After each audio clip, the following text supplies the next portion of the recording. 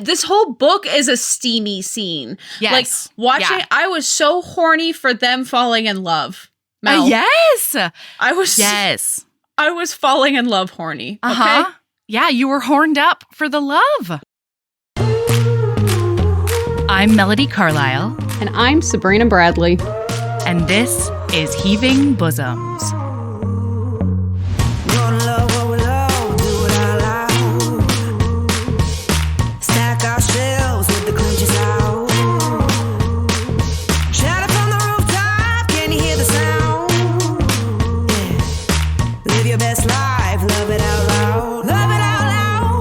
This is the podcast where best friends recap romance novels and other kissing media that makes us swoon, snark, and refills our cups. Whether you've read the book or are coming in blind, we'll lay bare every delicious scene and revel in the tropes and subgenres that make romance amazing. All right, listener, strap in and strap on. Headphones are highly recommended.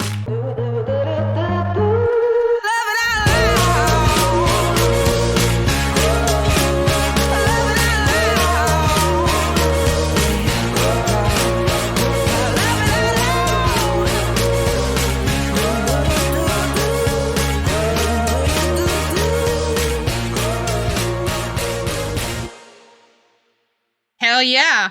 I'm coming with big sleepover energy. I am still in the shirt and shorts I slept in last night. It is you are. my Bella, where the hell you been, Loca shirt. I forgot that you had bought that shirt. Howling at the moon. Oh, he says. That is still my favorite sweater that I own. Yeah. I have had the best weekend I think I've had in recent and extra long memory, honestly. It was girls' weekend, and we did it. I mean, I feel like the girls that you hung out with are good girls to have a good. They're the fucking best. Good girls to have a great girls' weekend with. Yeah. Yes. There we go. Yeah. That was hard to get out of my mouth. Just constant hilarity, bits on bits on bits. They're like, they're the people that you can say one thing, and then all of a sudden, we're doing a whole bit on what that thing would look like if it were possible. Okay. Well, now I'm curious. What's one that comes to you off the top of your head? Well, we were thinking about, we were late for a Broadway show. And so we were thinking about what if Broadway had previews, and like there were only singers and dancers who came in at the beginning to do just 3 minutes of a show and then have to break down the stage in between. It was ridiculous. Oh my God. Okay. Yeah. We played Never Have I Ever, a drinking game. That was fun. It took a very long time for someone to win. Are there people who don't know? Oh, well, okay. Important question. What are your rules? What rules did you go by for Never Have I Ever? I got a board game. Oh. It's a Never Have I Ever board game. Yeah. Oh, okay.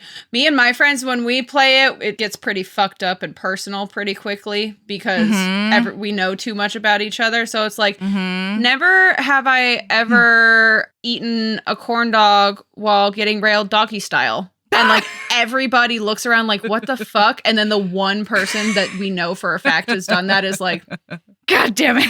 Just quietly like taking a sip of their drink. And it's like, who's been railed while eating a corn dog in doggy style? And it's like, God. Yeah, it gets pretty fucked up and personal. You learn a lot about people you may not know very well. Pretty fast.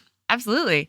No, I really liked the board game though, because it was funny to see what random shit people would put in there. Or like really all four of us quite a bit were just going, whomst among us has not done this at least 4 times in their lives. It was really fun. Anyway, amazing girls weekend. That is all to say that I did read this book. It was, however, at least a week and a half or 2 weeks ago. So I'm coming on vibes and enthusiasm is what I'm doing. Well, luckily for you, you told me that I would love this book. I did. You were extremely correct. I'm in fact distraught that I cannot find an audiobook for the second book yet. I was looking, It's I have so good. I have Kobo Plus and stuff like that, so I was kind of hoping to find it at the library on Kobo Plus. I've not found it, so I will probably end up purchasing it on Audible. Yeah. Yeah. Sometimes you gotta do what you gotta do. It's a really good audiobook. And it's like everything that I needed in order to feel okay about the world after reading this book. Well, also, this was the perfect narrator. Yes. For this character. Okay, listener. So, like, for context, this book is all in first person. Yep. Single point of view. Mm-hmm. Like, we never see into the other character's head. And the narrator, I could see this character. Like, this sounded like this character to a T. There were even times that, like, after having a little bit of experience narrating, at times it seemed like there was like a little pause where like he was going from the end of one line to the start of the other and like making sure he was on the right line. But because of the characterization and, it worked. It worked because it sounded like somebody being like, and this is my next thought, you know? Yeah. It was so good. It was so good. Yeah. Well, and I noticed that, like, that exact same thing because this was, I think, this is the second book that I've officially done my, Whoa. It's my lady love, but my exceptionally chaotic, but also exceptionally fantastically organized multitasking that people already thought I was crazy that I would knit while I eyeball read or like crochet while I eyeball read. I've gone completely off the rails, listener. You'll hear about it in my lady love. Oh, listener, Sabrina was so sweet. I ended up not talking about a book on one of our reading roundups for Patreon because I had just recently started it and I had a feeling that Sabrina would want to read it. What happened was you were about to start talking about it anyway, Mel, and I was like, shut the fuck up. Yeah, you're right. I will be reading this book. Do not tell me shit about it. Yeah, and so we're going to do that book, which means I already read it. It's exciting. Honestly, it was a matter of self-preservation because Melody, when she really loves a book, is incapable of keeping that shit to herself. I can't do it. Which means I knew that I needed to have this book read before the next reading roundup because otherwise Melody would obliterate the whole thing and tell me all about it. I would be vibrating too hard to stop myself. Any hey, hoodles. Speaking of Patreon, we have some people to say thank you. Yeah, and welcome. So, this first batch are people who joined recently. So, welcome, hey, thanks to Coco Page and Trista M. To Lindsay H. and Sarah. And Lindsay R. and Emily S. And then the next group is people who have been patrons for a while. And we love you equally and just as much. And thank you so much because there's a lot of things that we couldn't do without you. Yeah. So thank you to Chris N. and Andrew S. Emily R. and Shelby. Natalie M. and Esprit A. Alexis B. and Elizabeth G. Karen B. and Julie L. Woo! Thank you. Y'all are the best. Thank you for sticking with us. Yeah. And welcome to the shenanigans, new patrons. It gets a little Enjoying wild. Our crazy antics. Hell yeah. So I would like to call Melody out before we even start recording. Boy. Wow. Because I thought it was hilarious, especially considering I started reading this book well after you had already read it for the first time. Yeah, sure. Mel. What? So we have a Google Drive, right? We have the Heaving Bosoms Google Drive. And I used to take all of my notes and everything on my personal Google Drive. And secretly without me. It was just is what she would do. Based on what happened on Friday, I should have left it that way. No. So I was like, why am I doing this? This doesn't make sense. I should just put it on the Heaving Bosoms Drive so that it's all in one place. I told you I was doing this. Well, part of the issue is Mel and I name all of our stuff the same name. basically, because it's the same thing, right? It's, In the Middle of Somewhere by Roan Parrish. Mhm. We're going to both end up naming it the same thing. Also, Mel likes to just kind of like dirty laundry that doesn't make it into the hamper, just kind of leave her notes scattered around the drive. I have a folder for her called Notes, Mel. I can't fold her anything. Never in a million years. I think, I would honestly think that there was something wrong with her if she actually successfully got her notes in there. So occasionally I go in and sweep up behind her and just shove everything into her folder. Mm-hmm. I'm still working on getting past year's notes foldered. They're buried. It doesn't matter. It's fine. It matters to Sabrina. It does, because it gives me hives when I go into our drive. I get that. But anyway, so I open up in her my notes for In the Middle of Somewhere, and I know for a fact I've only taken notes on the first chapter. Because I got sucked into it and realized on chapter 4 that I hadn't taken a single note and was like, shit, I need to go back and restart. So I did. Yeah. But weirdly, Huh. It said that my notes ended at chapter 3. And I was like, that's fucking weird. Well, weird. what happened in chapter 3? And that's I'll when I tell you. realized, one, I hadn't actually made it to chapter 4. I had made it through chapter 2, so I had no idea what these notes were about. I was like, what the fuck are they talking? What was I talking about? Sabrina, they are very clear and concise and not at all Muppety notes. Okay? You should have understood it completely. Except I hadn't read that part yet. And so I was like, what the fuck? Did I have a fever dream? And so I scrolled to the very top. Yeah, these are my notes. These are definitely my notes, because the first half of the first chapter 1 is paragraph notes where it's a synopsis of something that has happened.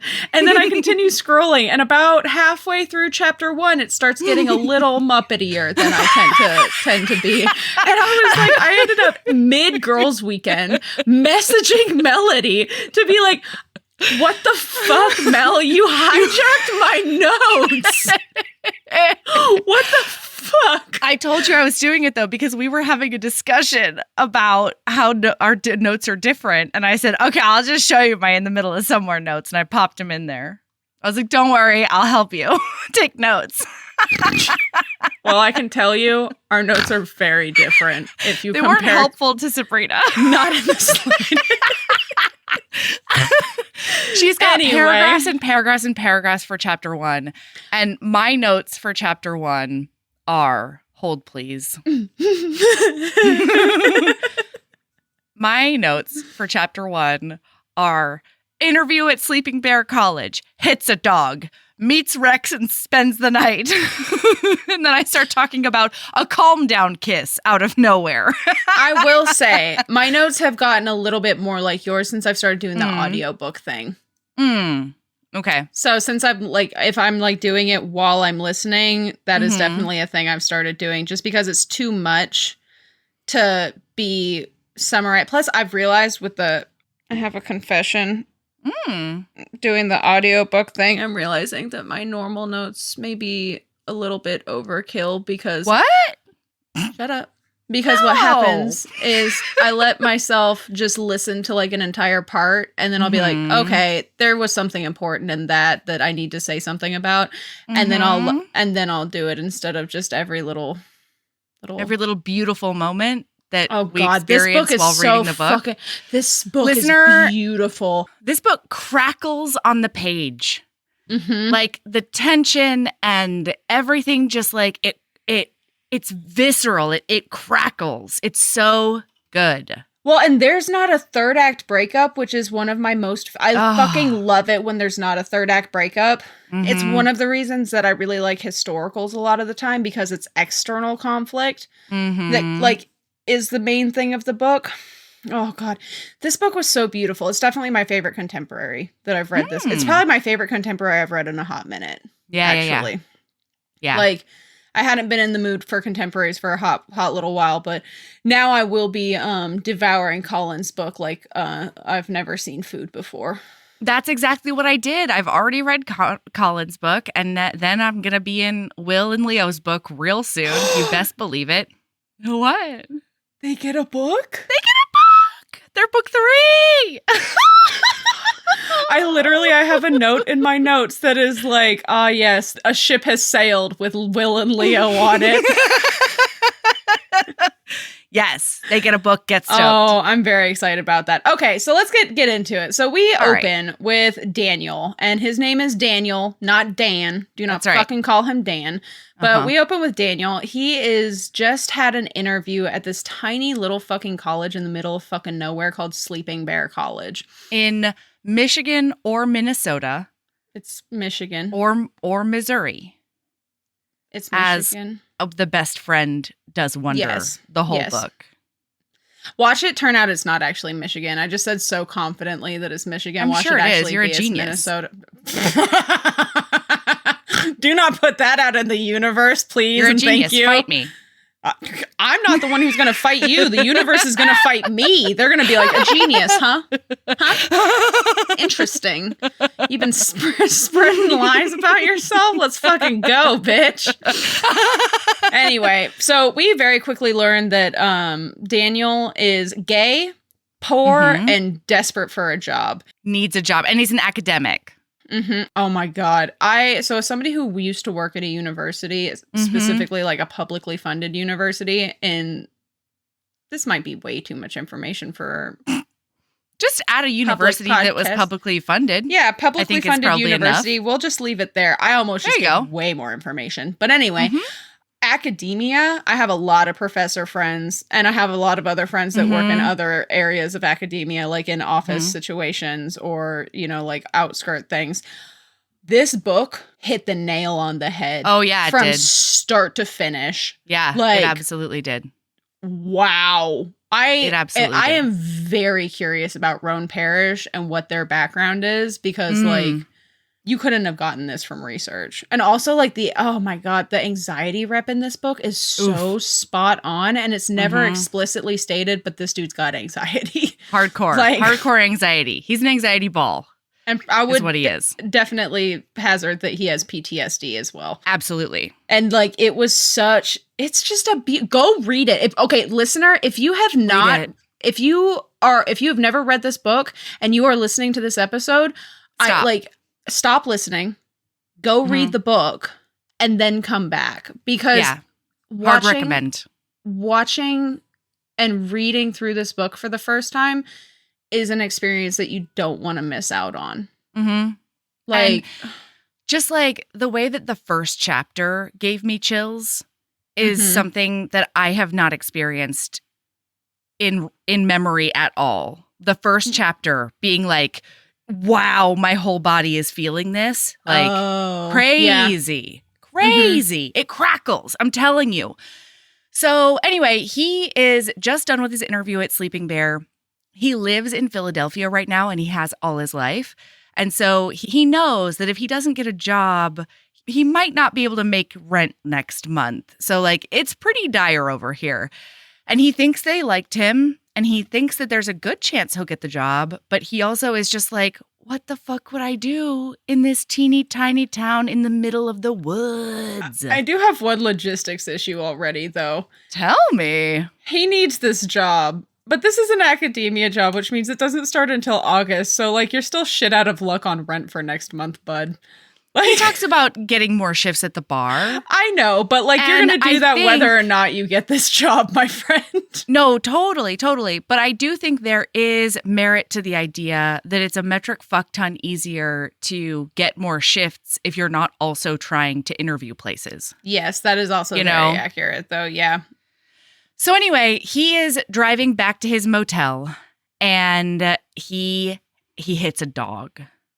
And it's so sad. So he pulls off the road, he stops and he goes over and he's like, oh my God, I've got to save this dog. Well, and when it first happens, there was a quote when he first hit the tree, because he hits the dog and then he freaks out and ends up crashing his car into a tree.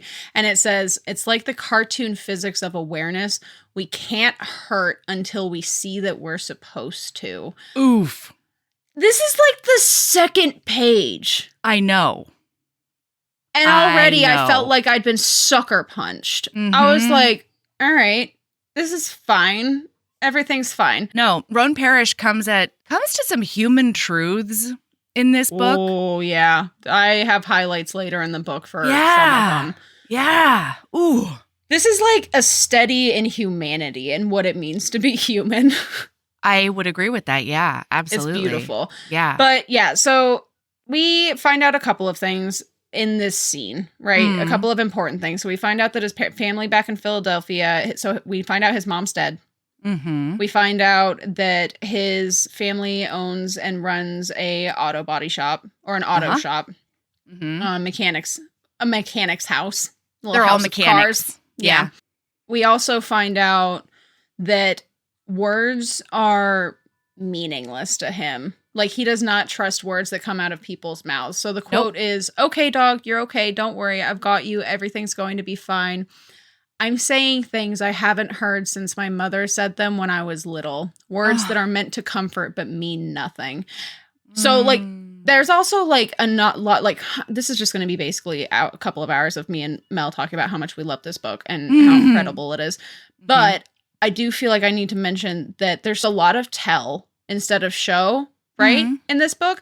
But the stuff that is shown, not told, is so, like, there's a lot of exposition about his life and his past experiences and things like that. But, like, you're not explicitly told that he has anxiety. It's never explicitly stated that he has PTSD. It's never explicitly stated that he doesn't trust people. None of that is explicitly stated. What makes him him is not explicitly stated. It is shown in the way that he interacts with the world. Oh, God. And the way that he describes his past. Yeah. And, like, the things that you see him brush off. And the things that he sort of gloms onto. You're like, oh, this is a person who has, like, dealt with some shit. It's like listening. It's like, you know what it's like? It's like having somebody recount the story of their life to you is what it is. That's exactly what it feels like, because it's a little bit of an unreliable narratorship in the sense that you are not seeing things from other people's points of view at all. This is not outside. There is not a single thing that happened. You're in full anxiety brain the whole time. And like, and that wasn't an unsettling experience, but it was incredible to watch later on. It was incredible when we hear the dialogue of what the other hero thinks of him and how the other hero experienced that first night. That's exactly what I was just about to comment on. It's fucking gorgeous. It's gorgeous. And it's fascinating. Yes. But yeah, so Doggo, he goes and he's trying to save this dog. Yeah, he picks it up and he's like covered in this dog's blood and he's walking down the road trying to be like, it's okay, everything's going to be fine. Whereas meanwhile, he knows that as the responsible party, he has no fucking clue how he's going to be able to make this fine. Like, he doesn't know this town. He doesn't know where the vet is. He doesn't know anything. The car's broken. He can't drive. Oh my God. He doesn't have any cell signal because he's in the middle of fucking nowhere. Yeah. So he's tromping through the woods as much as he can. And then he sees like a flashlight. What? Into the thick of it. Into the thick of it? Into the thick of it. What did I don't know. Okay, so I don't know why. I've never seen the Backyardigans. I did not know this. From Godspell? What are we doing? No, I did not know that it was from the Backyardigans until somebody else was like, "Oh yeah, I know that." Like my kids love that show, and I was like, "What show are you talking about?" Apparently, Into the Thick of It comes from the Backyardigans. I don't know where I heard it the first time, but now, like, anytime somebody's like, yeah, they're tromping, they're doing the thing, my brain is just like, into the thick of it. Did you know that they're into the thick of it, Sabrina? Did you know that? And I'm like, you know what? I think we're having a Lamb Chops play along moment because I've never heard of the Backyardigans. I have no idea what I'm gonna be honest, talking about. It's literally all I know is that it is some sort of children's show. Okay, excellent. All right. So it just like, got into your brain and carved out a space for itself. Just that line of into the thick of it. I dig it. It's going to live in my brain rent-free until the day I die. Like, I won't be surprised if my final words laying on my deathbed are going to be, well, I'm off into the thick of it. And then just Truly, because I experienced that as a tick that you were doing at me. That's very funny. It basically may as well.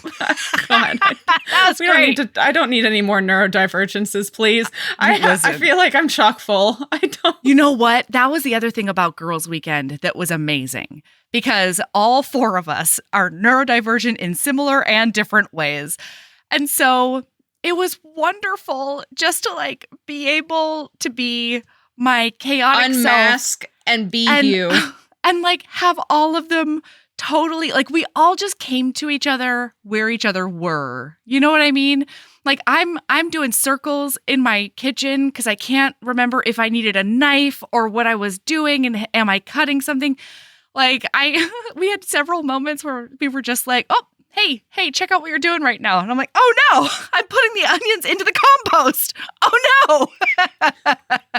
And it was just so fucking lovely. It was so nice to be like, hey, here we go. And they would be like, I'm yeah, a I get hot that. mess. And they're like, we love you for it. Not in spite of it, but because of it. And the chili is still fucking delicious. Fuck yeah. Oh my God. I love a chili. Same. But yeah, so he's meandering down. This flashlight comes out of nowhere, and all of a sudden, he can barely see this person with the flashlight because the light's shining in his face, but he can tell that it's like some kind of big burly dude. And then basically he shows up, tells Daniel to follow him, grabs the dog, and is like, you carry this, and then hands him a gun. And immediately Daniel, who is born and raised, has never left Philadelphia in his fucking life, is holding a rifle. Holding a rifle, and he's like holding it like basically with like his finger and thumb, like, oh my God, knowing my luck, you have a gun. Well, and he's like, knowing my luck, I would end up tripping, falling, and then shooting me, this guy, and the dog. Yeah, absolutely. He also, this is a recurring thing. Yeah. He's fucking so sure that Michigan is just full of cannibals in the woods. Cannibals everywhere. And serial killers and It's so cute. But there's also this moment that I really, really loved, because let's review. He's just been in a car accident himself, you know? And then all he's been thinking about is this dog. And so when Rex, we find out his name is Rex, the other hero, grabs this dog and puts it in his arms, he's like, oh my gosh, I am experiencing like the exhaustion that you can only take in when somebody takes your burden. Like I had no idea that I was so tired and I could barely walk because I just had to get this dog somewhere. And now that I feel this sense of relief that someone else is helping me do this, I'm like, oh wow, like he's experiencing how his body feels now. And there's a moment a little bit later, they go back to the cabin and he's like, oh fuck, like what do? I need to like take care of the car. Like, is there a mechanic? And Rex is like, oh, don't worry about it. When you were showering, I made sure somebody picked up the car. I canceled your motel reservation. Because got you something else. Is adorable. He's such a nurturer. And the best part of Rex is that he's not perfect. He is not a perfect man, but he is fan-fucking-tastic, and his imperfections make him beautiful. Yeah.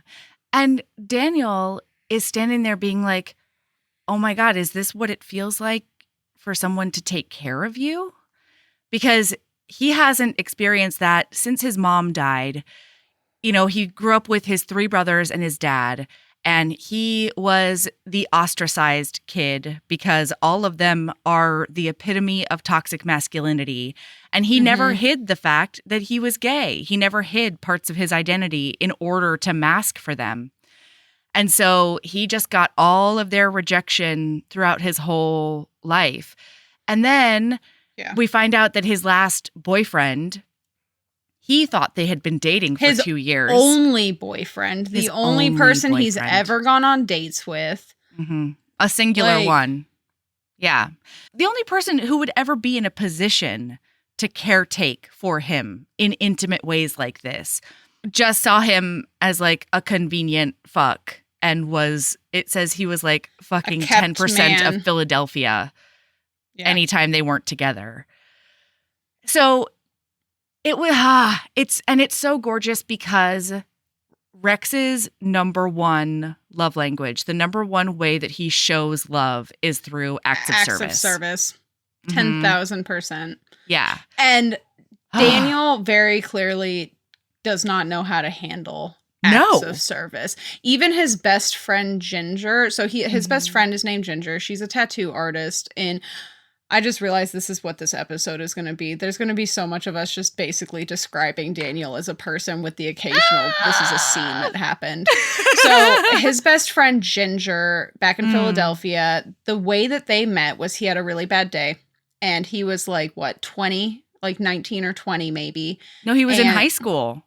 Oh, yeah, he was like 16. Yeah. Yeah, because she was 19 or 20. She's like 4 years older than he is. And she has a tattoo shop, and she's a tattoo artist, and he had a really bad day and just ended up sitting in front of her tattoo shop for some reason for hours. And eventually, because he was watching her give a tattau to like this big, giant, burly man who was like crying. Yes, like and he sobbing. Was like, he was like, wow. What an amazing thing to like feel pain like that and be able to immediately pinpoint what it is and express it. Yeah. And after she finishes giving that tattoo, she comes out and she just sits next to him in silence for a little while. And then she's like, so what are you doing? And he's like, sitting. Nothing. And she's like, all right, well, you seem like somebody who will come back if I give you a free tattoo. So do you want to come in and get a tattoo? And he does. And they've been inseparable ever since. And he gets English roses on his bicep because that was his mom's favorite flower. Yeah.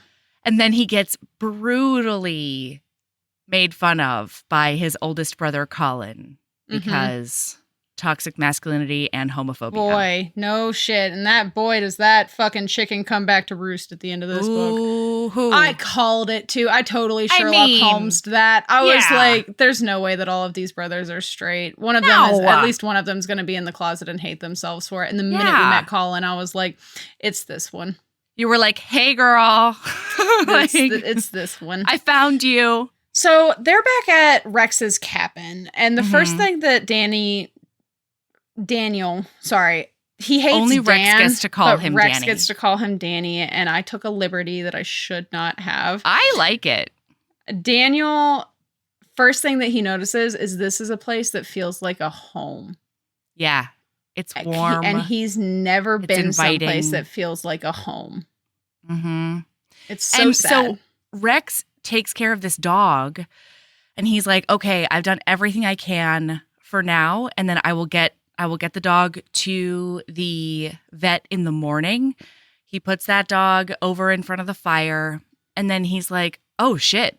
I just like, oh fuck, you've been in an accident. I can't believe I didn't check you first. And so he like goes to like unbutton his shirt and stuff. And Daniel's like, oh, okay. Because his other thing is like, oh my God, I am by myself with this giant, burly, obviously straight man. Sexy as fuck, but obviously straight man in the middle of a cannibal woods. Like, I can't make any sudden movements or I'm going to get my ass kicked at the minimum. And so, meanwhile, yeah, go ahead. So he is getting his shirt taken off. Dude bro is like touching on like checking him for bruises and things like that. And then he starts to go for his pants, and fucking Daniel's like, no way in hell, because there's Daniel's no way that I'm not gonna be able to get a bone. And so he's like, so Rex is like, okay, that's fine. Here's some clothes. Go take a shower.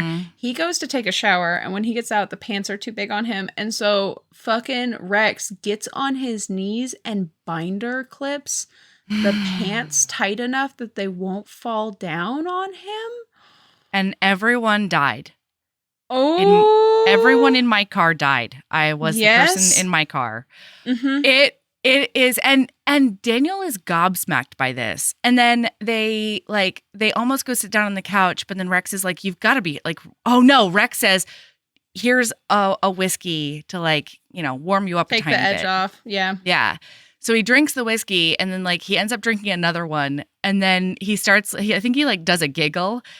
And Rex is like, hey, when was the last time you ate? And he's like, this morning? Mm-hmm. Rex and is it like, was like, oh my God. It was like half a bagel or some shit at Yeah. his interview or something like that. Yeah. And Rex is like, all right, I'm going to go make you a sandwich. And this starts the cycle of like, here is one of the primary ways that Rex can take care of Daniel. Is food. Through Yeah. food. Because Daniel is very, very, very, very, very, very bad at feeding himself. Quite. It is a miracle that Danny has not died of scurvy Yeah. before I would agree now. with that. Mm-hmm. Mm-hmm. Like, I don't know if this man before Rex has ever put a vegetable or a fruit in his body. Mm-hmm. Yeah. That's a good question. I mean, I think if it comes in takeout, sure. You know? Yeah. Yeah. That's exactly it. So he is a little bit tipsy after he's eaten his sandwich. He's still a little tipsy, and he's like, I kind of want to kiss that man. Yeah. What do you think would happen if I kissed that man? And then Rex actually asks Daniel about his dissertation and seems interested. And so Daniel Yes. gets a little distracted and he gets a little excited because there's nothing a grad student or like somebody with their PhD enjoys more than somebody who's actually interested in your dissertation. Uh-huh. Let me tell you, ask a fucking somebody with a fucking PhD to tell Right. you about their fucking dissertation. And if you're actually interested in hearing about what it is they have to say, they will never shut up about it. And it's the cutest thing ever. It is very cute. And because Daniel is like, people ask that if they are either being polite or they want to tune out while you talk about your dissertation so that then they can talk about their dissertation afterwards. Yes. So he tries to be like, oh, no, it's fine. We don't have to talk about that. And Rex says, well, if you don't think I'll understand it, I guess we don't have to. And Daniel's like, oh, no, that's not what I'm saying at all. And then like immediately goes into his whole deal. And of course, because this is Daniel, he ends up falling into a panic attack thinking about his future and his dissertation. Yes. And Rex says, you need to calm down. well, because because he gets so flummoxed, he says something about being gay. Yes. And then that is too. like, he's like, oh no, I'm in danger right now. And Mhm. and he is saying this from past experience. It's not paranoia. It is legitimate experience. And it's fair. As somebody who's super queer, living someplace that is very not particularly queer friendly, yeah. legit. Like, Yes. I understand 1000%. The minute he freaked out because that spilled out of his mouth, I was like, yeah. Because I in don't know. there. Because, like, I don't know these people. I don't know if they're going to fucking have an issue with this. Yeah, I don't know if Like- there's anything. The only thing more dangerous than a straight man who's been rejected by a woman is a straight man who's maybe gonna get hit on by a gay guy. And I'm not talking all straight men. I'm talking about a very particular homophobic, toxically masculine straight man. But that is a thing. And he's sitting there being like, oh my God, does this very straight lumberjacky man think that I'm going to start hitting on him or something? And then don't worry, listener. Rex fucking tells him to calm down and then kisses him. He gently pushes him up against the wall and crowds him a bit and then kisses him. Okay, I'm just going to come out and say it right now. One, there are a lot of steamy scenes in this book, not even necessarily just sex, but like steamy scenes. There's a lot of them in this book, and every single one of them is incredible. We're not going to stop and talk about all of them because there are just too many. But like, wow. But also, just know, listener, that it crackles off the page. And it crackles even when it's not a steam. This whole book is a steamy scene. Yes. Like, watching, I was so horny for them falling in love. Mel. Yes. I was. Yes. I was falling in love horny. Okay? Yeah, you were horned up for the love. Yes. Well, and so it turns out that Rex is a movie buff, and so they end up putting on an old-timey movie, and it's called Gaslight, and this is when he learns that this is where the term gaslight came from. I love this movie. I've never seen this movie. Do you want to watch this movie sometime? Absolutely. I will buddy watch this movie with you. Oh my God, we should do a watch party for Gaslight. Oh, okay. All right. Ingrid Bergman really knocks it out of the park. Or we can do a watch party as well and just hang out and drink some wine and just relax and learn about the term gaslighting. Any hoodles. So he ends up, oh boy, poor Daniel. Okay, so then Rex is like talking about the movie and he's talking about this version as opposed to the 1940s version. And he's so just isn't specifically the US version versus the UK version? Something this is like such that. Specific details, but like it was just so interesting to me. There was so much interesting information in this book. I learned so much about movies. Mm-hmm. Oh, it was wonderful. And so Daniel is now on whiskey 3 on, a sandwich that still hasn't really hit his stomach completely yet.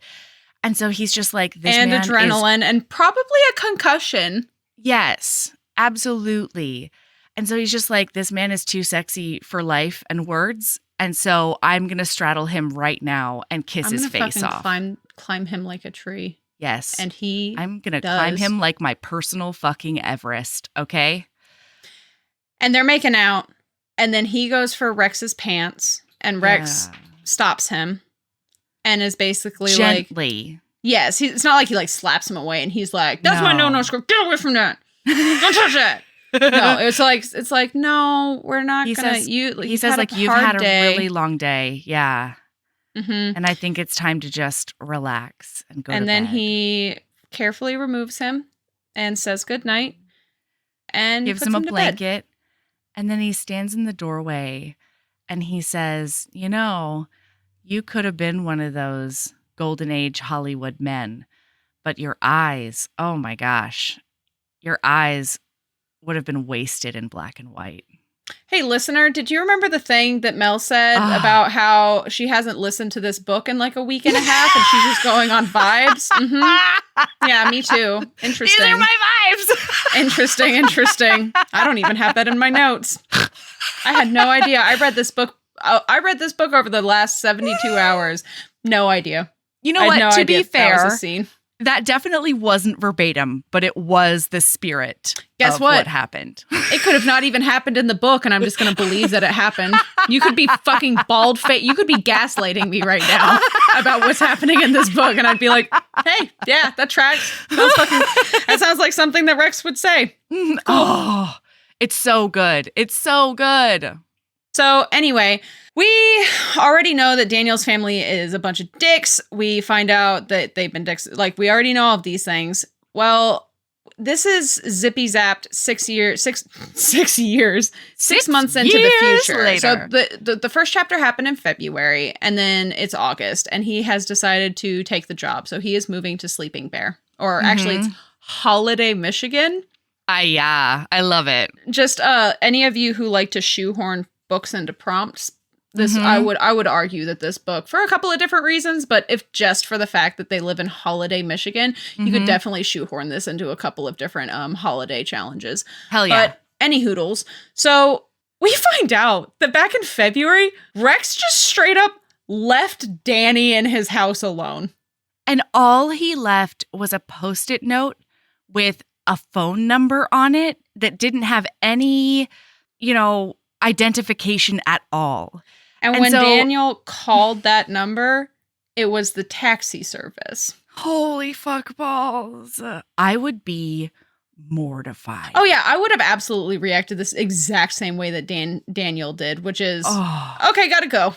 Clearly. Like, oh my God, I touched his no-no spot. I assaulted him. I have to get out of here and get my life together. Like, oh my God, what the fuck is happening? I'm out. Gotta go.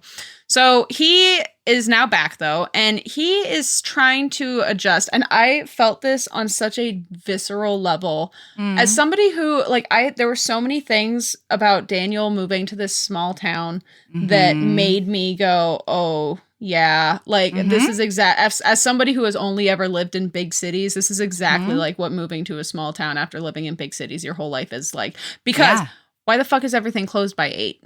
Whoa. If the restaurant or the store even exists, why is there only one of them? Yeah, absolutely. Why everybody fucking knows each other? You can't keep shit to yourself. When I first moved to the town that I live in, one of the people that I met goes, oh, you're that new lesbian. And I was like, oh, interesting. I'm obsessed with that.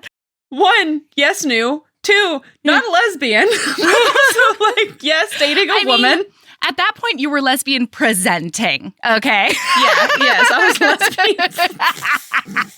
You are not wrong. No, my favorite thing about little towns is when you have to stop in the middle of the road because 2 cars have stopped at like a double yellow line situation in order to like chat and bullshit and be like, are you coming over for dinner on Thursday? And then after they're done with their middle of the road conversation, everyone can move on. Yeah, exactly. Or like just like stopped in the middle of just stopped in the middle of the road. This is a 2-lane road. This is a 2-lane road, my friend. They had shit to say to each other. Yeah, yeah. What do you want from them? Fucking, I hope you have a good fucking audiobook on because God knows how long you're going to be here. And I really hope you don't have to pee. And if you do have to pee, you have a wide mouth water bottle on hand. Oh, yeah. Oh, yeah. And I will say that if you honk, you are the asshole. Oh, yeah. Absolutely. Absolutely. You don't honk. You don't honk. Absolutely not.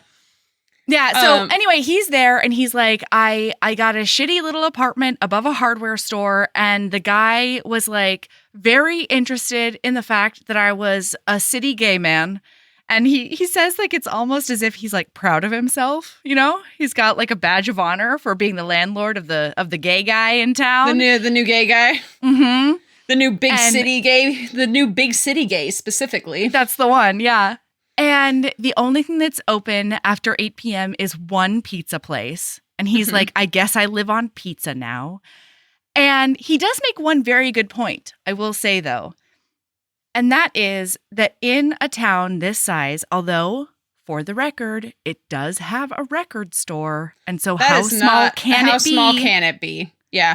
Although we find out about this record store and exactly what this record store consists of. And like, it's more of an everything store with... If a small town was going to have a music store, that's what we'll call it. If this is what it would be like. Yeah, that's fair. This is what it would be like. Anyway, he says that like because it's so small and everything, he'll have more time to write. He does have to turn that dissertation into a book. So I did have that thought when I first went to college, like maybe 2 years into college. I went on a trip for the satellite thing that I was a part of. And we went to this fucking college. It's a great college for engineering, but it's in the middle of fucking nowhere. Like there is nothing to do in that town. And I did have the thought I'd be graduated by now. If I'd gone to college in a town like this instead of like a big city. Like what else? What the fuck else is there to do other than shrooms in the woods and homework? That's about it. I say that like I've done shrooms in the woods. I've never done shrooms. I don't know why that was the example that came to mind. I just feel like that's something that you would do. There is one more thing that you can do in the woods, Sabrina, and that is get epically finger banged. Hey, that happens. And it's about to happen. It's about to happen. I've been there. Daniel gets to be there. But yeah. Yeah. So he's decided to go for a little walk just to kind of see what's going on. He grabs his favorite book. I can't think of what. Why are you obsessed with me? Why are you obsessed with me? Are you talking to a bug? Yes, right now? Of course I'm talking to a bug. It keeps like coming directly right here in between me and the microphone. And I'm like, I've been trying not to like swat at it because I don't want to slam my fucking microphone, but I keep like doing like a little bit of a like, go away. There's so much shit you could be interested in that is not me. I just took a shower. What the fuck is wrong? I put deodorant on and it's like, hey girl, you want to get finger banged in the woods? Yeah, and right. Hey, like, girl, can I go right up your nose? Ooh, I'll body bang your nostril. Let's fucking do it. Anyway, so he's walking. He grabs his favorite book. He has his headphones in with his ancient iPod that he is desperately trying to keep like because he Keep lives going. he lives by this 1 more year mantra, which I definitely understand, where he's like, this car just has to last me 1 more year. This iPod just needs to make it 1 more year. This job just needs to make it 1 more year. This school, I just have to make it 1 more year. So like he lives a 1 more year kind of life, which like, boy, I feel that on a deeply visceral level. But he gets slammed into when he's walking through the woods, and he says, I should have fucking known better than to be walking alone at night when I couldn't hear someone coming. I've known that since I was 12 years old. I can't believe I thought it was safe here just because there's nothing to fucking do. Serial killers, Daniel. Remember? All this runs through my mind, and the second it takes me to see that I am, in fact, not about to be serial killed. Because guess what, listener? What banged into him was an adorable dog. And that adorable dog is named Marilyn. And that adorable dog is the dog that... I am so sorry. This is an audio medium. I feel like I'm channeling Daniel right now. I'm going to maybe put that on Instagram. I don't know. Anyway, where was I? He's not being serial killed. He is, in fact, got knocked over by a dog. And that dog is Marilyn, the dog that he hit 6 months ago. And the guess dog what? that's totally fine and who lives with Rex now. Yep. Oh! And Daniel asks Rex why he named the dog Marilyn. And he was like what? Keep going. I'll tell you why I laugh in a second. Oh, because he was like, you know what? She was at a low, and I thought if anybody could make a comeback, it's a Marilyn. And then Daniel thinks to himself, didn't Marilyn Monroe kill herself? That's exactly why I laughed, Mel. So Rex is there now, and Daniel takes this opportunity to be like, hey, just, to clear things up between us, I'm really sorry about the way I acted. I didn't mean to like attack you, and I'm really sorry if I made you feel uncomfortable. And then Rex says, I kissed you, Daniel. Don't you remember? And then Daniel says, hell yeah. And then Rex says, I think you might want me to kiss you again. And then he backs him up against a tree, and they start making out hard. And then Rex picks Daniel up and like has his legs around his waist. And then he's like, I want to touch you. Can I touch you? And Daniel's like, yes, absolutely.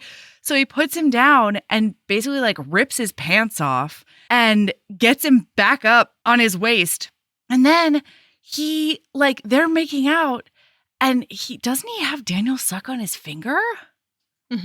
Yeah, because he has his hand down his back of his pants, and he fucking makes him suck his finger so that he has a little bit of a lubricated finger to stick it up that hole. Yeah. It's hot. He does this epic finger bang on Daniel. And then, if I remember correctly, he also strokes both their dicks at the same time. Yes. So, quote, the night I met you, Rex says against my mouth, all I could think about was getting inside you. Oh my he God. strokes inside of me with his thick finger, thrusting against me as he speaks. His voice is low, smoke curling around me. Your mouth, he kisses me. Your gorgeous ass. He flexes his wrist and fucks me with his finger. My arms fall against his shoulders, curl around his neck. I clench around his finger, and he growls, rutting harder against me. But, I gasp, but you didn't want me. Rex moans, looking into my eyes. Oh, yeah, Sabrina? So sorry. Rex moans. I like it. Well, actually, it says, Rex groans, but I was just trying to get us in the vibe, I was with you, man. I was trying to be a fucking gentleman. No, I huff. Now you're a fucking gentleman. Now you're a gentleman. A fucking literally one. a fucking gentleman. Yeah. That's important. But yeah, so they have some hot sex up against this tree, and then come together like freight trains. And the entire thing, every single sex scene or steamy scene in this book is so visceral. Yeah. Yes. Like it crackles. I'm telling you. Yes. And so afterwards, he puts him down and he's like, oh, shoot, your book ended up on the ground again. Like, oh, no, I'm really sorry. And they end up talking a little bit more. And then Rex looks at him and he's like, okay, well, I'll see you around town, I guess. And Daniel's like, uh-huh. Oh, okay. Yep, you'll see me around town. It's like, he doesn't want my number. Like, oh my God, I thought I just had this transcendent experience and he just thinks I'm like a quick fuck against a tree. Which, like, to be clear, like, Daniel is getting this because of his past experiences, which is he's basically only ever been a quick fuck against a wall or a quick blowjob in the alleyway or a finger bang in the back hallway of the bar that he worked at. He thinks he's dating a guy for 2 years and instead he really is just a wham bam, thank you, sir, get the fuck out. Wham bam, thank you, man. Thank you, man. Yeah. Yeah. Well, and we also start to learn that this is when we start to learn a little bit of Rex's own traumas, which are, he's pretty clear that he's afraid of getting close to people and letting his heart get broken, which we find out later throughout the book in a lot of different ways, but we find out he's very, very shy. And like, this is very out of character for him, but he is drawn to Daniel for some reason. Yeah. Yes.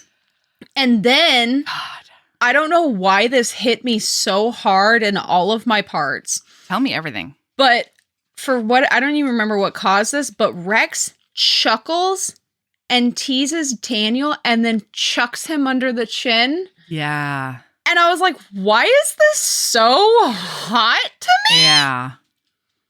What the fuck? Hot. It was so good. And yeah, so then we kind of zippy zap. Daniel walks home thinking like, wow, I just humiliated myself again. Rex does offer to drive him home and Daniel's like, but it's an afterthought. No, yeah. It's very clearly like Rex is like, well, cool, man. See you later. Thanks for the fun. But it's because Rex is like the epitome of painfully shy. Yes. And instead, Daniel takes that as an anxious person would. As like, this is a rejection. They hate me. I'm a terrible person. I did all the wrong things. My cum smells terrible. And now I have to go die. Like, it's... Yeah. I have never thought that before in my life as a potential concern. Thank you for giving. So the way I like to characterize my anxiety. Okay, I'm going to tell you, Sabrina looking off into the distance while she contemplates her cum smelling bad. No, Sabrina. So I'm going to tell you how I characterize my anxiety. Okay, so my anxiety is a little gremlin that lives in the back of my brain in a library. And in this library, there are a lot of books, okay? And the way that this gremlin decides what I'm going to be anxious about each day is it just picks a random book off of these shelves and just plops it on the desk in front of me, opens it to a random page and says, this one. And I just sent a cum smell book to your library? It's going right in the sex book. No! It's going right. I'm sorry, the Sex Chronicles. Yeah. It's not just one book. Come on. It's like the encyclopedia of sex anxieties. Yeah, it's fine. It's not even a tome. No. This is like the Encyclopedia Sexanica. So we'll just, that's one that had never occurred to me really. So we're just gonna add that. The gremlin says thank you. It was getting a little dry out back there. You can wet that right up. Don't worry. Just another thing that comes out of the Sexanical Chronicles of fucking Cumnia is the fear, like anxieties about wet versus dry. It's fine. We're just gonna grab them all. Gotta catch them all. It's fine. So I will say, Sabrina, that I was specifically talking about XY cum. All right, XY chromosome cum. It's fine. That doesn't matter. It doesn't matter. To be the clear, gremlin doesn't care. Gremlin doesn't care. Gremlin's like, I have anxieties about things that could literally never happen to me because I do not have the parts to make that thing happen. Like, what the fuck, Mel? Why do you think that it would matter to me that it's fucking cum that comes from somebody with a Y chromosome? I was just trying to be there for you, you know? I was trying to clean up my mess. It's too late. The gremlin is dancing. He's so happy right now. Something new. Ooh. So anyway, we zippy zap to the next day. Daniel is having this chat with a student that is not paid attention in class. He actually missed a day of class that was very important. And it had me fucking cackling. So I'm going to read you this quote. Stab. Throttle, smash, annihilate, disembowel. I try to calm myself down by listing words that describe what I'd like to do to Malcolm. Preppy, entitled, slickly, handsome Malcolm. Raise, liquefy, obliterate, eviscerate, pulverize, gut. And I was like, yeah. Because you have to be real, you have to be customer service professor in those moments. Well, especially if you're not tenured. Oh my God. Absolutely. Yeah. But so the student gets all pissed off, and when he leaves, he slams the door. And because Daniel is new kid on the block, he has this shitty office that is basically just a custodial closet that's been a shitty desk has been brought into. Yeah. No windows. And when he slams the door, the plaster cracks and the light fixture half falls out of the ceiling. And then, am I correct in thinking that it does, in fact, just fall out of the ceiling and crash to the ground? Yeah. There's glass all over the ground now. Cool. And so he's like, okay, well, I'll have to get somebody to fix that, hopefully. And on Sunday, he decides to work in the office because he's like, this is the one day that I know I won't be disturbed. So I'll try to get some stuff done. And as he's in his office, a person barges into the room. And the person fills the entire door. And he's like, oh my God, Rex is here. And Rex like stops like a deer in the headlights. And Daniel looks at him and he's like, I was here to fix a light. This is your office? Daniel's like, yeah, this is where we need a light fixed. And he's like, do you work for the school? And then Rex says, yeah, well, no. I do work for the school, but they don't employ me. And his whole point is like, I'm not a janitor or anything. And Daniel's like, I wouldn't care. You know, in his mind, he's like, I think there are some professors who would be hoity-toity about that, but not this guy. Yeah. Absolutely. Yeah. But basically, Rex is a freelance handyman sometimes. Yeah. And so Rex goes ahead, fixes the plaster, and he's like, we're not going to mess with that wiring. I'll just go ahead and get a lamp, like a standing lamp for you. And then he leans against the desk and realizes it's flimsy. And he's like, oh, I'll put a work order in for this too. And Daniel's like, no, please don't do that. A work order for a new desk. And Daniel's like, please don't do that. Please don't do that. And then while Rex is working, though, Daniel totally gets caught scoping out Rex's ass. Yes. So hardcore. Like, Rex at one point literally turns around and he's like, you realize I can see you in the window, right? And he's like, oh my God, I'm so sorry. And Rex is like, don't be sorry. I'm not sorry. Like, we're all good here. And then apparently we find out that Danny in town is known as the angry gay professor from New York City who uses all the $10 words. And it had me cackling. But then Daniel asks Rex for his phone number. And Rex is like, why don't you give me your phone number instead? And Daniel, because he's an anxious little fucking turkey, is like, wow, cool, classic blow off. All right. Daniel like writes it down and he's thinking like, I'm the dumbest fucking human on the planet. This is the worst. So a little bit later, we find out that Rex is not blowing him off. Like 2 days later, Rex invites Daniel over to watch Gaslight, the British version, with him that Saturday. Oh! And of course, Daniel is like, yes.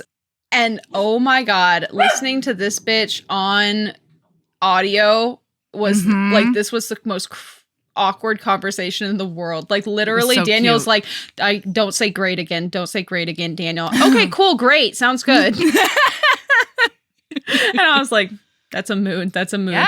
And then when he gets into work, he finds out, guess what? The last time he hit his desk, it caused a problem because it was a flimsy piece of shit. But he hits his desk again. Rex fucking didn't put in the work order. He just fixed it himself. Oh my God. Swoon? So he calls Rex back to be like, hey, I just wanted to confirm that you fixed this thing. And he's like, well, yeah, you didn't want me to put in a work order, so I didn't do that. I just fixed it. And he's like, wow, okay, wow. That's really nice. Nobody's ever done anything nice like that for me. And then Rex is like, I'm really excited to see you on Saturday. And then, very importantly, Daniel is on his way home from a faculty meeting and ends up saving some kid who's gay and is being bullied by a couple of preppy assholes. This kid who is, according to Daniel, like 15 years old. By the way, listener, this is not accurate. This child is not 15 years old. This is still a child, but an 18-and-a-half-year-old child. Yeah, he's an 18-and-a-half-year-old. He is a flirt. Oh my God. He's got a smile that is trouble. And Daniel's like, I'm looking at myself 10 years ago. A smile that's either going to get him laid or laid out. Yeah. I was like, what? That's such a concise way to describe this kid. You're so right. But yeah, so his name is Leo. And he's book 3. I'm so excited! Anyway, he's like, you're the cool new gay guy. Come to the record store. I get really bored there. Just, come to the record store. Yeah, come if you want. Come hang out if you don't want, that's also okay. Cool. Yeah, live your best life, but also like come say hi, please. I'm just gonna skateboard away now. But he hugs him and he like gives him a quick hug and he's like, no, but seriously, like, thank you for helping me with those guys. And then he skates away. And it's adorable. Then I'm just the only reason that I'm bringing this up is this is very important to me, Sabrina, because he's on the phone with his best friend, Ginger. And firstly, I felt very called out when he said the more you like someone, the stupider it is to actually date them because the more it might hypothetically hurt if the relationship ever ends. And she says, wow, you're smart. That's like Nobel Prize material. And I was like, well, wow, Ginger, cool. How dare you? How the fuck dare you? But then also, the more important part, Ginger is 1000% correct on everybody likes a forearm. Yeah, absolutely. Because they're discussing what he's going to wear on the date on Saturday. And so she's like, yeah, I think you should wear that maroon shirt that I got for you and make sure that you flip up. Got for you. What you mean is some guy ran out of the tattoo shop in horror because he wasn't expecting the tattoo to hurt so bad, and she co-opted the shirt that he left and was like, this is for you, Daniel. Yeah, you're right. Anyway, and so she's like, but make sure to roll up the sleeves because everybody loves a forearm, and you've got good forearm game. So Ginger's also the most irreverent motherfucker in the whole world. Truth. This quote, and you can take it out if you want to because it's very controversial, had me scream laughing, is she's been having issues and getting into fights with the pro-lifers again lately. Oh, yeah. And he says, Jesus fucking Christ, Ginger, have you been fighting with the pro-lifers again? They're gonna bomb your shop. And she says, they make me want to get pregnant just so I can get an abortion and make a YouTube video of it to send to them. And if that is not the most perfect example of who Ginger is as a person, yeah, I don't know what is. It was beautiful. But then it's the next day, basically, it's not Saturday. a whole lot. Yeah. So he wakes up, goes to the library for a little while, and then he, gets a bottle of bourbon to take with him to Rex's. And he also does a big lose track of time, which was important to me, Melody. Because he goes in there. Because that's you? Yeah, maybe. So he goes in there and he's working and he's writing and it's no problem. And I loved this because he talks about moments in your life where like you think the world is one way and then one thing changes and like the world is completely different. And he says the first time he felt like that was when his mom died. Mm-hmm. And then now he walks out of the library. He walked in and it was a normal, sort of blustery day. Now he walks outside and it is a winter wonderland blizzard. Yeah. And it's like, it doesn't even seem like it's the same day.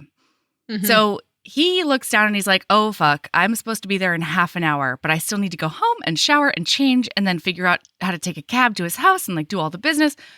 And then Rex calls to give him directions. And he's like, hey, Rex, I'm so sorry. Like my car isn't working. I think the battery's like frozen or dead or whatever. And so I'm just going to have to figure out like a cab company to get to your house. And then Rex is like, where are you? And he says, well, the library. And he says, don't move. I'll be there in 10 minutes. Mhm. And like, what a sexy sentence, to say out loud. Wow. Yeah. It was Hot. beautiful. Yeah. But then when he gets there, he's like kind of irritated. He's like, that leather jacket's all you have? What are you doing? And then when he gets into the apartment, he's like, ugh, I've gotten used to this place. But looking at it as if it's through another person's eyes is like sad and depressing Mhm. and gross. But like, we're gonna Well, and the muster entire through it. time they're there, at literally every single time they're in Daniel's apartment, this entire fucking book, and Rex is Yeah. there, Rex finds another hazard. He's like, Uh-huh. did you know that it's a problem to have all of your windows painted shut? Why is there no fucking starter check, like start plug checker thing on your Yeah. stove? What the fuck? Why? What? Your heat's not on? Yeah. Why- like it's just a never-ending list of reasons that Rex does not think that Daniel is capable of taking care of himself. Basically, When really, we know that it's Rex thinking that Daniel should not live there and so should live with him instead. That's Well, really yeah. what's going on in Rex's brain. on. Of course it is. Yeah. So anyway, Daniel takes a shower and he's like, whoa, I look like a completely different human. Like I'm warmed up. I feel like excited for the rest of the night. And Rex drives him out to his place. And then they pull up and it says that his cabin is like just a come to life Thomas Kincaid painting, Oh, what a Which I really visceral, what a visceral visual. Yes. I could picture that immediately. This Yeah. is we talked about how The Girl with Stars in Her Eyes was a Five Senses book. Mhm. This is a Five Senses book. I would you agree can with that. see it, you can Mhm. hear it, you can oh my god, you can fucking taste it. You can This taste book it. made me so fucking hungry. I almost said Rex. horny. Yeah, well, Yeah, it also but- did that. Let's be yes, honest. but like so hungry. I Yeah. was so fucking hungry. Uh-huh. And so he's like, I'm going to make us some dinner. And Daniel's like, well, can I help with anything? And Rex says, I thought you didn't cook. And he's like, well, no, but I could probably chop, something or whatever. He's Mhm. like, you take a seat. I'll take care of this. Mhm. And then he just watches this hunk of a man cook a big Oh. old dinner. Just cooking that dinner. Just I gonna mean- cook it all up. Oh Wow. my gosh. Wow. Wow. Yeah. So this is also when Daniel really starts to notice, because this is their first long interaction together. Yes. Where it's continuous. It's not just a quick conversation or a fuck Mhm. against a tree, Mhm. or, a traumatic kissing experience after almost killing a dog. Yep. But he notices that Rex interacts with communication a little weirdly. It's as if he's out of practice. Yeah, and he says, note to self, Rex talks a lot more when he's doing something with his hands Mm-hmm. because he's chopping Because up all he's- this stuff. And He's like focused telling on something him else. exactly. And he's telling him a lot of his life story, he Mhm. grew up with his mom. She was a single parent. She wanted to be a An movie actress. star. Mhm, but specifically a golden age movie star kind Yeah. of thing. Yeah. It was his stories about his mom made me so sad. Yeah. It also Yeah. reminded me a lot of Girl with Stars in Her Eyes. Mm-hmm. But luckily this mother's not quite yeah, we except that don't she's not hate- neglectful and terrible. Yeah. and I mean, the she worst. She could have been better. Yeah, that's true. I don't know. Maybe she was just as bad, but we just never saw it on page. Yeah, It wasn't that makes as sense. important. to the story as it was in Girl with Stars in Her Eyes. I would agree with that. But yeah. then they start talking about tattoos, and Rex starts undressing Daniel and kissing his neck and telling him he's beautiful. Yeah. And then he says, I want to look at you. Can I? And Daniel's like, okay. So they go over by the fire because Rex has built them a fire and then does all the undressing. And he's like touching all of his tattoos. It is so tender. Yes. And like we are in Daniel's mind for this. And you can tell that Daniel does not know what it like. He's never had a fish sex out of life water. for this. And on top of that, it's been a while since he bottomed because he only ever topped for Richard, the guy that he quote unquote dated for 2 years. Yeah. And wow, the way that Rex like keyed in that immediately, like Rex is so thoughtful and observant. Because he feels like Daniel tense up a tiny bit when he's like on his stomach and Rex is like kissing up and down his back and stuff. Well, I'm so sorry, listener. I know I shouldn't do this, but I'm going to. First of all, when he's undressing him and then he takes off Rex's shirt, he says, "Oh, I feel like a scrawny little kid around you, like when we're like this." And then in his inner monologue, he's like, no, like think about Ginger. Ginger would say, you need to project confidence. And actually, one of my favorite podcasts, Will You Accept This Rose? One of Arden Marine's like biggest mantras this past like year and a half or so has been, don't give people arrows to shoot you with. And so her whole thing is like, you're becoming a champion at all times. It doesn't matter where you are. It doesn't matter where you're going. It doesn't matter your skill level. You're becoming a champion. And so you don't give people arrows to shoot you with. And it's so smart. And so that's basically what Daniel's thinking. And then he's like, no way. Like, you are beautiful. And then he says, you wouldn't have looked twice at me if we had been at school together. Yeah. And he's like, I don't believe that. In the slightest. And then Rex starts spinning this tale about how he bets he looked like just the same and his hair was just as out of control and he probably drove some boy insane. And it's just, oh my God. It's beautiful. And we find out that Rex didn't talk at school at all. And he moved around so much that he barely really had a chance to make friends. Yeah, and like nobody ever realized, like, so I'm just going to go ahead and maybe I won't spoil this. Not yet. So that's when Rex says, I want you so bad. And Daniel basically goes, oh. And so he's like, yeah, let's go. And that's when they go to the bedroom. And then Rex notices that he tenses up and he's like, hey, we don't have to do anything that you don't want to do. Yeah. So I have 2 quotes. Yeah. One is from during the sex and one is from after the sex that really just gives you such a good insight into where Daniel is for all of this. Oh my God, yes. So while they are, I wanted to be irreverent for a second and say while they're on their train to Pound Town, but I refuse to say that because everything is just so tender in this beautiful. Book. So they have gotten to the point where he has been opened up and Rex is sliding all the way inside of him. As he slides all the way inside me, I feel heat and fullness and a heartbeat of fear caught in my throat. He's so close. I'm in his house and in his bed and he's inside me and there's nowhere to go. And just for a second, I panic. My body tightens and Rex groans. I'm breathing a little too fast and his weight is immovable. But then he opens his eyes and looks at me and he's here, right here. This isn't a fuck in a bathroom stall. It's not a blowjob in the alley outside the club or jerking off one of my brother's straight friends at work, knowing they'll come on my stomach and never look me in the eye again.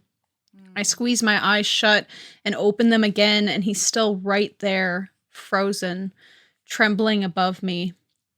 Breathe, Daniel. Rex is... He's a goddamn dreamboat. He's so observant and he uses his powers for good. Yes. Also a little for evil sometimes, but I can't remember a for single good. time, but that's fine. Evil in the sense that he teases the ever living fuck out of Daniel sometimes. Oh, yeah, that's true. That's true. Yeah. Mm-hmm. It's beautiful. And like one of the reasons that he tenses up is because he is still trying to buck all of the messaging that he got as a kid from his dad and his brothers. Mm-hmm. And so specifically about bottoming, he's like, it's just you can't show people your weaknesses, and he'll think that I'm weak if I let him do this and all this stuff. And then after they talk it through, he knows that like Rex isn't like that, and he wouldn't think of him in that way. And he feels so safe with him that he ends up being like, actually, this is exactly what I want to do. And so when we get to the place where like he goes back to that sort of PTSD, I'm in his house and I'm with him and he's inside me and there's nowhere to go. Watching them navigate all of Daniel's understandable anxieties is so beautiful. It's so gorgeous. And Rex is such a palpably calming force that it's, oh my God. So then what's the quote after? So after the sex, when I look in the mirror to see how ridiculous my hair looks, my eyes surprise me. I look scared and uncertain and vulnerable. I look like I let my guard down. And even though Ginger has told me often enough that that's not a bad thing, I don't believe her. You let your guard down and people fuck with you. You let your guard down and you get hurt. That's what I know. So what the hell am I supposed to do now? And it's also this part right after the sex, like Rex rolls off of him and then Daniel is like, "Oh, okay. What do I do? What do we do in this situation where it's not an alley or a bathroom or a quick fuck in the guy's apartment and I know he's going to kick me out right afterwards? Like, I guess I should get up. I should get up and I should go to the bathroom and I should clean up and then I should figure out what's going on after that. And probably leave. Yeah, and that's when that quote happens. And then when he comes back, Rex is like still a noodle in bed and he's like, "Hey, so you probably want me to leave now." And Rex is like, "You don't have a car." And he's like, "Oh, so yeah, I mean, I can call a cab." And Rex is like, "You can if you want to, but I really don't want you to." And he's like, "Yeah?" And Rex is like, "Yeah, come here." And he like pulls him into this giant bear snuggle and he's like nuzzling on him and kissing him and chatting and everything. And it is just wonderful. It's perfect and beautiful. Yeah. But then Daniel tenses up again. Or maybe it's when they wake up. At some point, Daniel tenses up again. And I'm pretty sure it's the next morning when they wake up. And so Rex is like he sort of gets up and like goes to the bathroom after trying to initiate sex and then seeing that Daniel's like not super into it or like feeling a certain type of way. So he goes to get in the shower and Daniel like hypes himself up and he's like, "Okay, no, I'm not going to let my anxiety brain run my life. And so I am going to knock on that door and I'm going to see if I can shower with him. That's what I'm going to do." And Rex like welcomes him with open arms.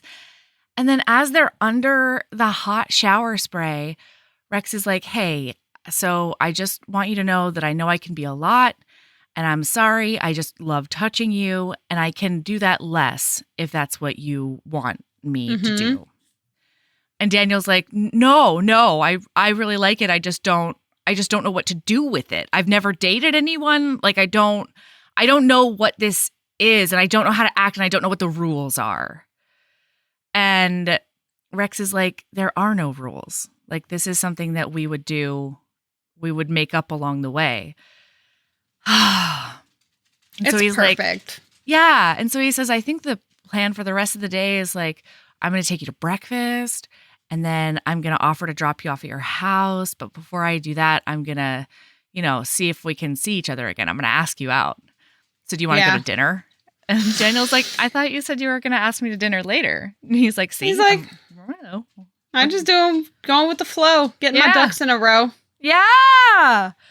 Yeah, it was beautiful. I love them. So he goes home, and then he's on the phone with Ginger, and I don't have that many highlights from this book, but like I guess every single highlight I have I'm going to read because this was just beautiful. So he's talking to Ginger, and he's telling her that I keep doing this thing where I think a nice thought about Rex, and then my brain thinks like it's never going to work. And Ginger says, well, sweetie, that voice in your head is the same one that said you could never go to college. Because, so context, he is a first generation college student. He worked so hard. And he's the youngest. He's the youngest. He went to community college for the first 2 or 3 years of school and then finished up at a 4-year university because at he Penn. was told. No, at Temple. Oh, at Temple. That's right. Yeah, because he did his grad at Penn. Because he found one of his advisors was like, you'll never be able to go to grad school coming out of community college. You have to have a degree from someplace. So he saved up, went there for 1 year and busted ass and all sorts of things. So that's that context. And now we're back to his family. His dad was always like, okay, well, great. You're too hoity-toity for us now. Yeah, and he never saw any of his hard work as what it was, which was hard work, Mm-hmm. Yeah. Anyway, sorry, go ahead. No, you're fine.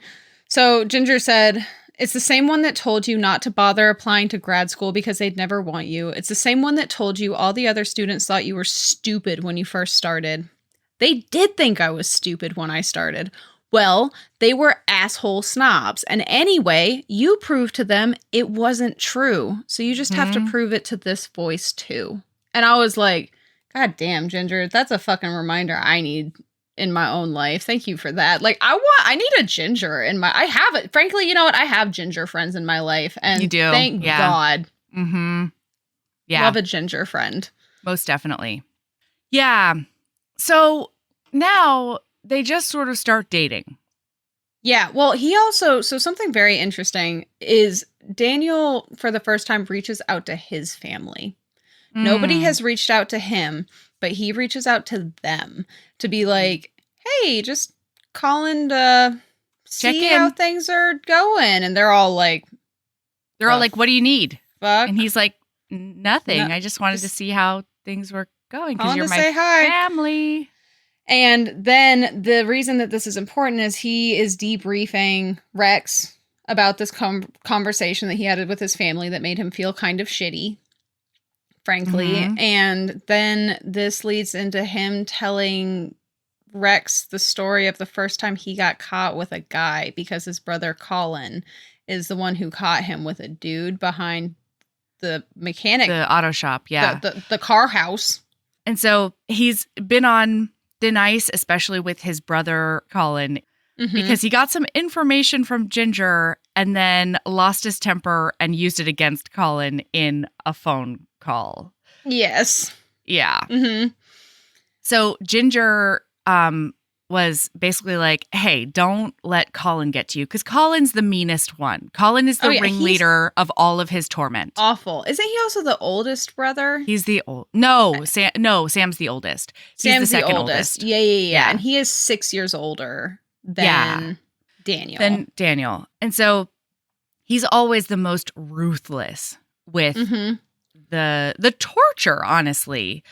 Yeah. And so Ginger tells him, don't feel bad because Colin has got some secrets of his own. Like he tries to be all toxic masculinity and homophobic, but he came to me and he asked me if he could cover up a tattoo that he has on his lower back. And Daniel's like, Colin has a tramp stamp? And Ginger's like, yeah, you'll never guess what it is. I don't remember what it is. I just remember he wants to cover it up with a car. It's a butterfly. Oh my God. Okay. Yeah. I had Yeah. forgot. Yeah, I had forgotten, but yes, that's accurate. And just to let listener know really quickly, Sabrina doesn't know this yet, but it's not a big spoiler. The reason that he got a butterfly is the exact same reason that Daniel got English The roses. roses. Because butterflies made him think of his mom, and they were her favorite. And you got them on your lower back, my friend? Listen, he went in hammered, and I do believe they took advantage of that. Okay. I love the sentiment, but also that's a hell of a choice, my friend. Yeah. Yeah, I cannot fucking wait for Colin's redemption.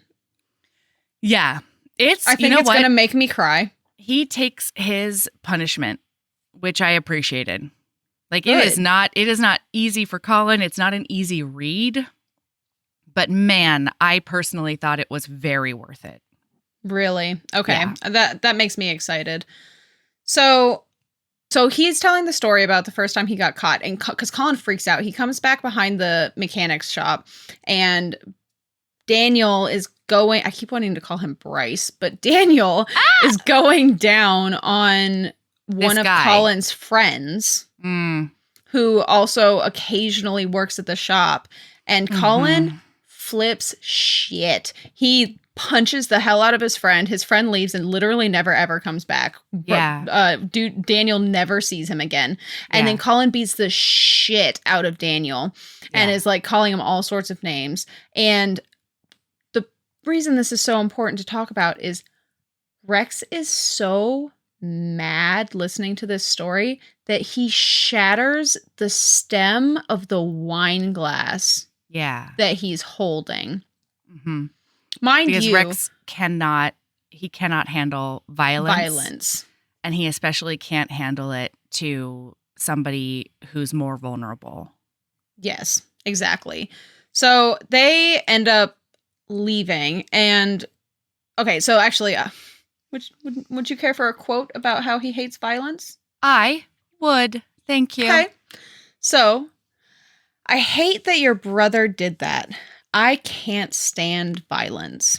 I almost laugh. The idea that Rex, who's 6'4", built like a bodybuilder, held me up against a tree as he finger fucked me and could probably take apart any guy I've ever seen hates violence seems, well, laughable. But then I remember how he fixed Marilyn's legs the night we met, how he looked at my bruises and binder clipped my pants, how he warned me about the weather and got upset with me because sometimes people die in the snow, how he made sure I was wearing my seatbelt and cooked for me and stretched me so carefully in bed when I said it had been a while, how he held me in sleep, his arms heavy but never crushed me, how he washed my hair in the shower and put a hand over my brow so shampoo didn't get in my eyes, how at the diner the next morning he winced when I burned the roof of my mouth on my coffee and silently pushed my water toward me even though I barely noticed because I do it all the time.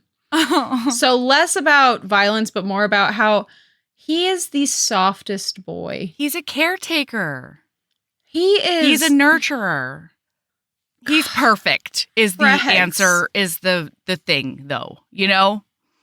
Sorry, everyone. He's perfect. Even in his imperfections. Yeah, exactly. It's just beautiful. So then, then they leave. Okay, so they leave the restaurant because Rex is too mad, right? So they pay the bill and they leave. And then we learn about Rex's past. They go back to Daniel's apartment. And this is a big giant trigger warning as hell for hate crime. Hate crime and specifically gay bashing. Yes. So please take care of yourself and skip forward a couple of minutes if you need to. Yeah. Because Rex, his mom ended up moving with her boyfriend up north, and he was still in Texas because he wanted to stay. He had made a singular friend in his entire life. And then that friend and he became more. And so there was like a spot out in the woods that they would go to like make out and mac on each other and be adorable and just like, you know, find their joy. Okay. And one day, two guys came out of nowhere and Rex was like he was so enthralled that he didn't notice, he didn't hear them sneaking up on them, basically. And they had like branches or pipes or something Sticks awful. or something. Yeah. Long story short, they incapacitated Rex by wailing on him and then proceeded to do the same thing to his friend slash boyfriend slash first love, Jamie. Yeah. And they beat them so badly that when they were finally found and taken to the hospital, Rex had to have emergency surgery to get his appendix removed because they had burst it. Mm-hmm. And Jamie didn't survive. So he can't stand violence. And one of the things he's thought since then is like, I wasn't strong enough to save him. I wasn't able to protect him or save him. So because of that, this is why Rex, he eats healthy, he exercises, he's like 6'4" and he is ginormous. He stays And really strong. So his whole thing, the reason he does it is so that he is strong enough if somebody does try and do something. But in a sense, that's the only time he's ever been in a situation like that, because once he got big, nobody fucked with him ever again. He's never had to be in a situation to do something because nobody fucks with him. Yeah. One of the things I particularly loved about this scene is that Rex has been finding out little by little that Daniel has had more than his fair share of fights and violent moments and people coming after him. It started with his brothers. They didn't protect him at school. And he has had to learn different ways to like freak people out and get bigger. And then when that doesn't work, like fight as dirty as he possibly can to fucking survive.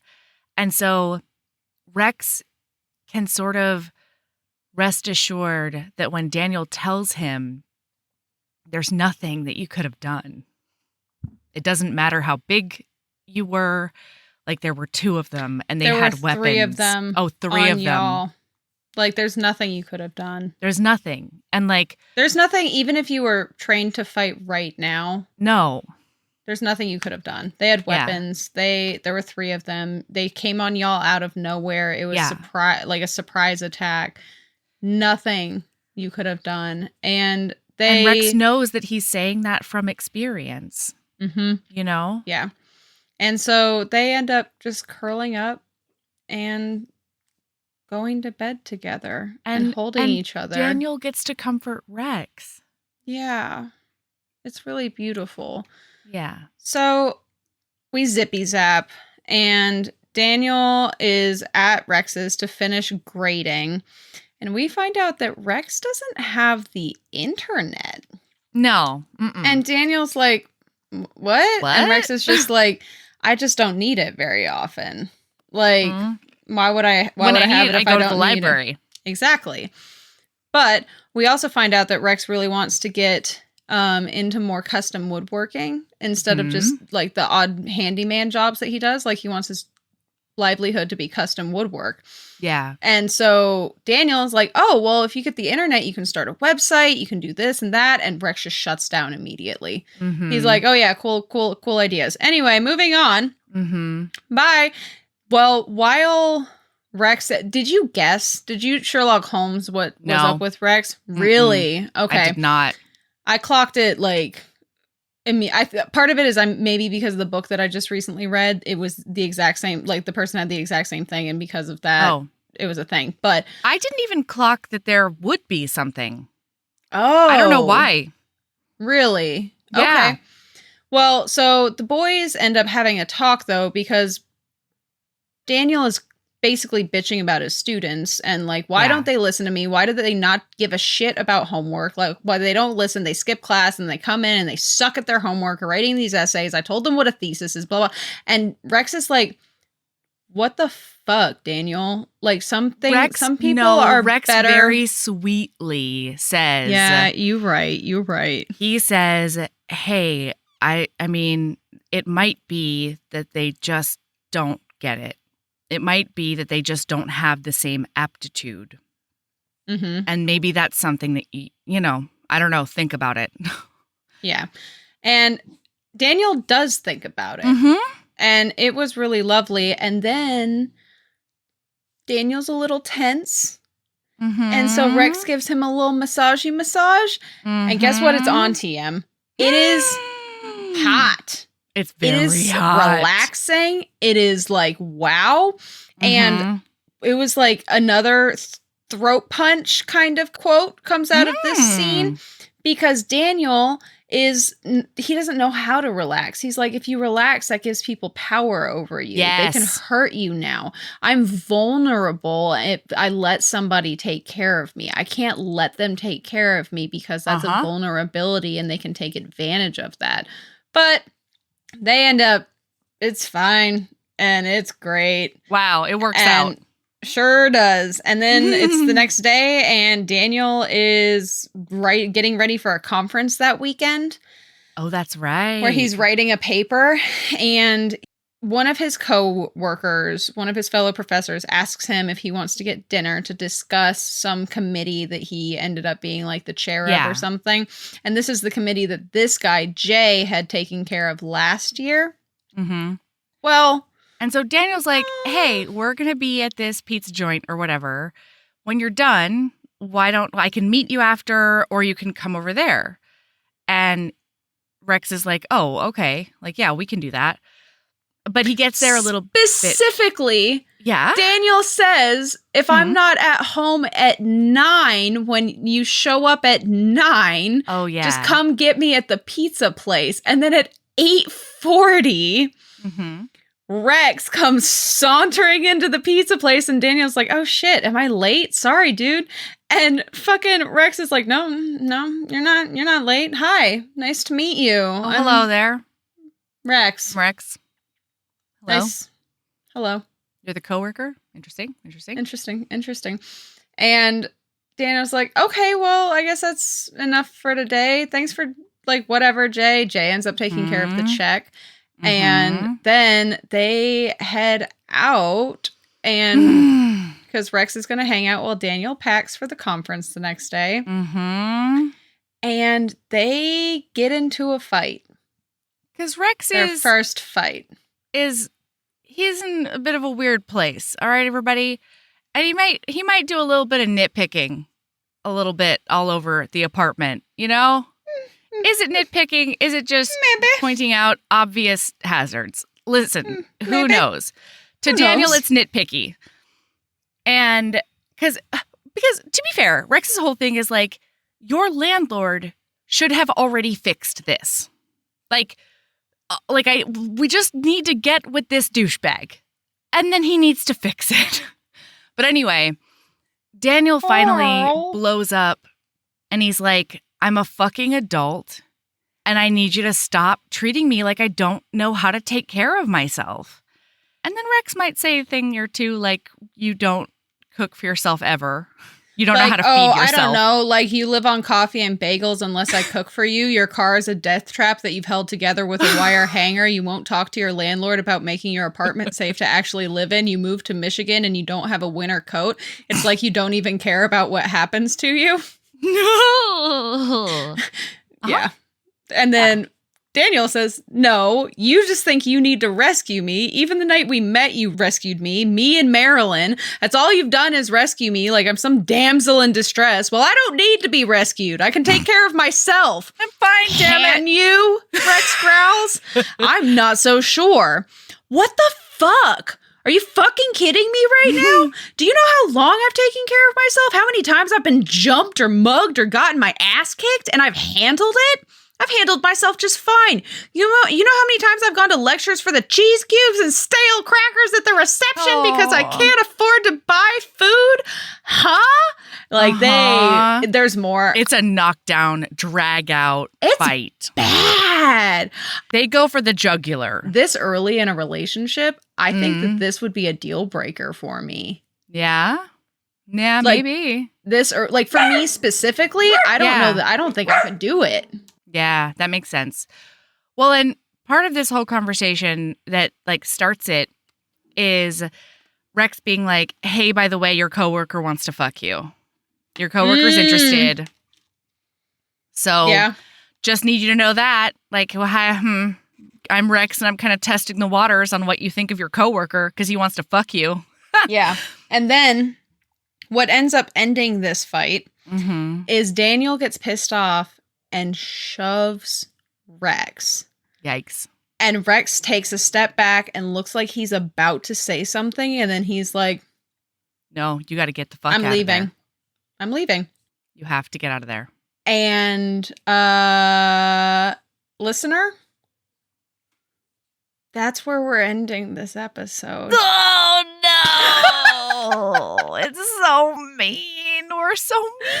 There's no good, like, but no, like, the there's thing no, is there's no fucking way. This, I'm sorry. There's no good way because like everything is not sunshines and rainbows in life, but like in the relationship, it's just beautiful from here on out. Like it really is. It's hard, but like this is like the one down in their relationship, and then the book is over. You can look forward to a Florence Nightingale moment that will open up the next episode. So get stoked.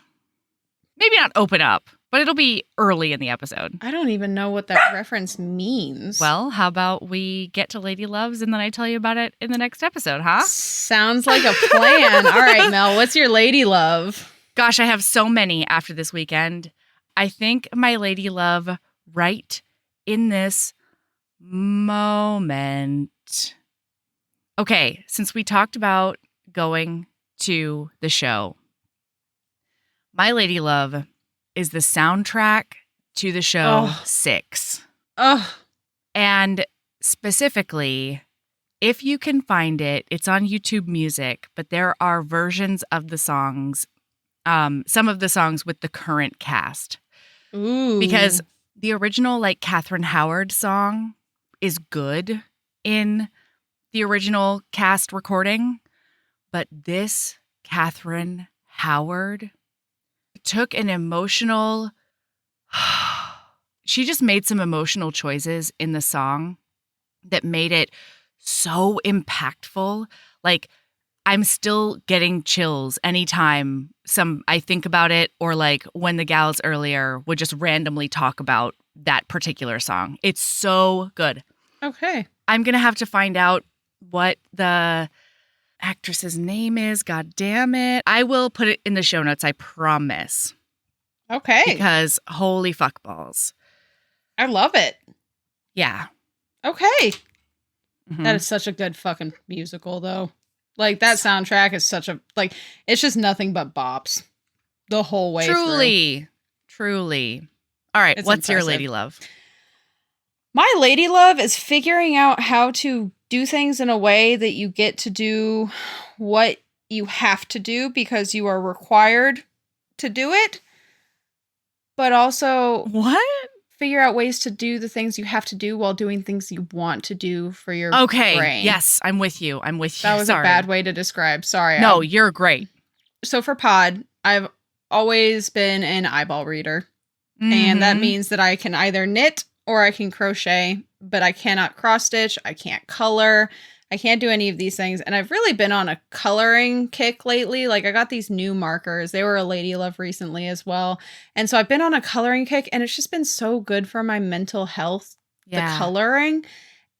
But I also, like, I had to read for pod. I had no choice. Like, it was do or die. And then I figured out how to be able to do the thing, like cross stitch or color while reading for pod because of like the way I have my phone set up. I put the little Audible on. I got my book going, and then I have the Kindle in front of me and it's whisper synced so I can make my highlights, and then I have my notes in front of me so I can voice to text my notes. Hell yeah. And I've done that for 2 books now, and it's definitely slower.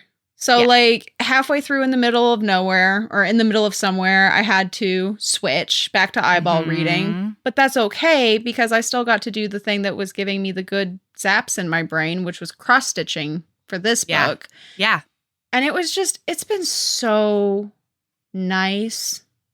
It makes me so happy figuring out how to cohesively Figuring out life hacks. Yeah, like figuring out a way to do the thing that you need to do while doing a thing you want to do is just, that's my lady love. I love it. Yeah. Me too. I found the current cast names. So if you can possibly find the Catherine Howard song by Dee Dee Romero, do it. And then if you can possibly find the Anne of Cleves song by Olivia Donaldson, super do it. They're so fucking good. Okay. It was one of those shows where like I would be giggling and then immediately bursting into tears and then being like, ooh, what she said is just so impactful. And then just like unsing in my seat. God, it was such a fun show. It was the best. And yeah, the whenever soundtrack I is come amazing. visit you, we gotta go see it live. Yeah. Yeah. We're just gonna see a lot of Broadway while I come visit you. It's fine. I dig it. All right. All right, listener. Keep being a badass. And love yourself as much as you love getting a coffee beverage named after you in your small town, because by golly, we did not talk about that, but it's so fucking funny that it's so cute. Daniel's extremely caffeinated drink becomes an item on the menu. Yeah. You know what? Keep being a badass and love yourself as much as you love being the angry gay dude from New York who's actually from Philadelphia. Bye. I love it. Bye.